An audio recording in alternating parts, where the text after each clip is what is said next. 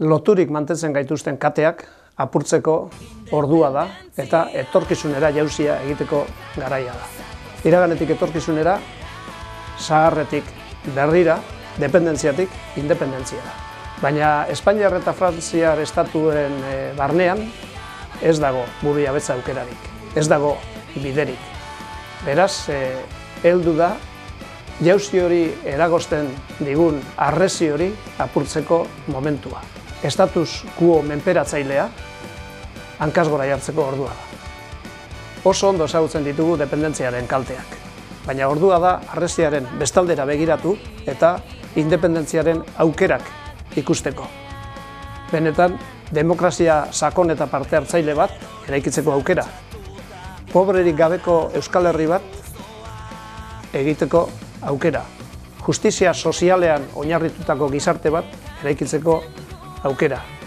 Euskal Herri euskaldun bat garatzeko aukera. Herri libre bateko herritar zoriontsu izateko aukera.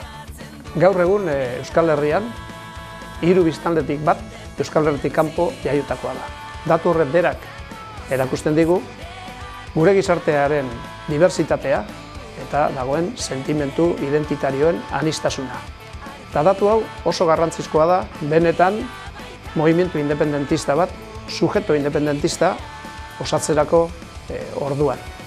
Benetan lortu behar duguna da justizia sozialean, demokrazian, elkartasunean, berdintasunean oinarritutako proiektu komun bat gauzatzerakoan, elementu horien inguruan bat egiten dugun guztiok osatzea sujeto independentista hori. Aro barri beten sartu gara, erabakiaren aroan. Eta aurtengo aberri egunak inflexio puntu bat markatu behar du jauzi horretan. Horrexegatik, bai hitza izango da gure mezuaren gakoa, bai demokraziari, bai justizia sozialari, bai etorkizunari, bai berdintasunari, bai Euskal Estatu burujabeari eta bai Euskal Errepublikari. Martxoaren 27an aberri egunerako deialdia Iruñean egiten dugu. Aldarrikapena eta ospakizuna. Goizeko 12etan manifestaldia irtengo dago lehen zinemetatik. Amaieran ekitaldi politikoa Sarasate pasealekuan.